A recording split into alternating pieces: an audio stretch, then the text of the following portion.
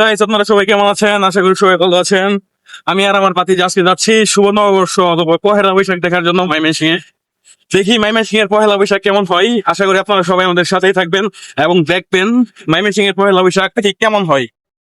বাড়ি থেকে আমরা প্রথমে চলে গিয়েছিলাম কালীবাজার। তারপর কালীবাজার থেকে একটি সিএনজি নিয়ে রওনা দিয়েছি ময়মনসিংহ ব্রিজের উদ্দেশ্যে।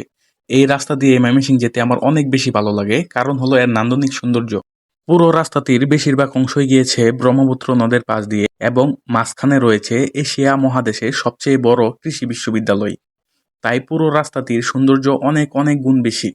এই সৌন্দর্য উপভোগ করতে করতে আমরা চলে গিয়েছিলাম ময়মনসিংহ ব্রিজে। আমরা চলে এসেছি ময়মনসিংহ ব্রিজ এবং এখানে যানজট অনেক বেশি। শুধু মানুষের কোলাহল আর গাড়ির পাশে এত পরিমাণ মানুষ আর গাড়ি, মানে পুরোপুরি ডিসগাস্টিং একটা বিষয়। আমরা প্রথমে ময়মনসিংহ ব্রিজে নেমে একজন কাকাকে খোঁজা শুরু করলাম, কারণ তিনি অনেক সুন্দর লেবুর শরবত বানাই।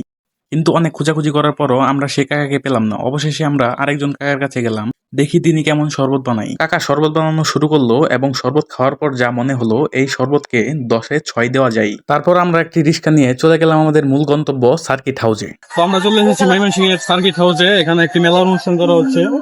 তো মেলাটা বেশি একটা বড় না, খুবই স্মল পরিসরে করা হয়েছে, বাট স্টল গুলা খুবই ইউনিক। তো তুমি দেখাও যে কি অবস্থা মেলার। এটিই হলো মূলত জেলা প্রশাসকের উদ্যোগে মূল মেলা, যেখানে সবগুলো স্টলেই ছিল শুধুমাত্র মেয়েদের জিনিসপত্র, যেমন পোশাক, কসমেটিক ইত্যাদি ইত্যাদি। এই মেলার বাইরে আরো অনেকগুলো দোকান বসেছে, বিশেষ করে মাটির জিনিসপত্র ছিল অনেক বেশি এবং বিভিন্ন কনসার্টের আয়োজন করা হয়েছে। চলুন আপনাদেরকে নিয়ে মূল মেলা এবং বাইরের দোকানগুলো দেখা যাক এবং বিভিন্ন কনসার্টগুলো আপনাদের নিয়ে উপভোগ করা যাক। বাজে রে বাজে ঢোলার ঢাক, এলো রে পহেলা বৈশাখ। বাজে রে বাজে ঢোলার ঢাক, এলো রে পহেলা বৈশাখ। আজ কৃষ্ণ চূড়ার ডালে ঢেকেছে লালে লালে, সেই রঙের হৃদয় ছড়া।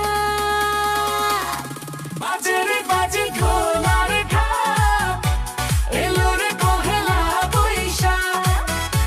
বাজে রে বাজে ঢোলার ঢাক, এলো রে পহেলা বৈশাখ। আজ কৃষ্ণ চূড়ার ডালে ঢেকেছে লালে লালে, সেই রঙ হৃদয় ছড়া।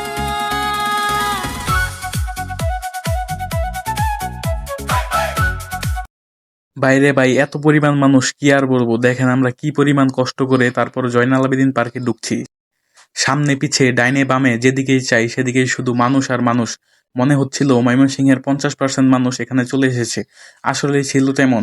এখানে প্রায় 1 লক্ষ মানুষের মতো হয়েছিল। জয়নাল আবেদীন পার্কে ঢোকার পরে আমাদের চোখে পড়লো আইকন ময়মনসিংহের কনসার্ট। সো আমরা সেখানে গিয়ে কিছুক্ষণ কনসার্ট উপভোগ করলাম।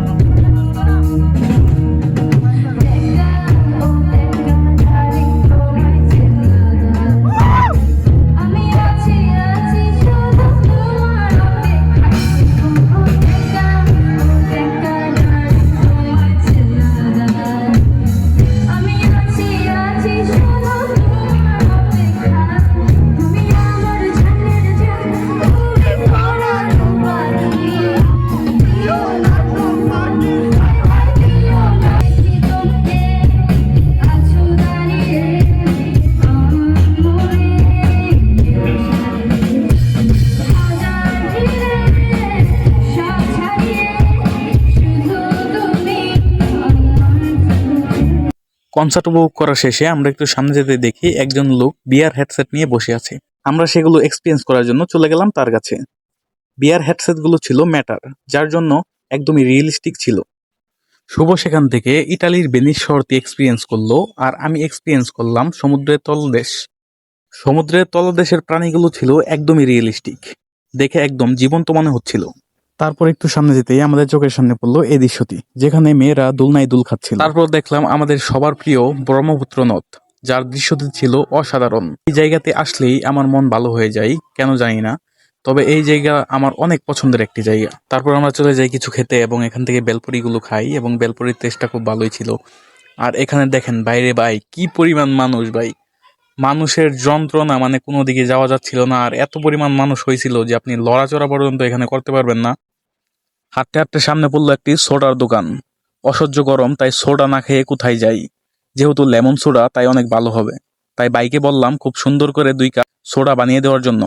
বাইও করলো তাই, খুব সুন্দর করে আমাদের জন্য 2 কাপ সোডা বানাতে শুরু করলো এবং সোডার টেস্টটি ছিল অসাধারণ। একটু সামনে যেতে দেখি বুটটা ব্রেক করা হচ্ছে, তো সেইখান থেকে একটি বুটটা ব্রেক করে নিলাম এবং এই অসহ্য মানুষের ভিড় থেকে অবশেষে বিদায় নিলাম। ভিডিওটি কেমন লাগলো? যদি ভালো লাগে অবশ্যই লাইক এবং কমেন্ট করবেন। ধন্যবাদ সবাইকে।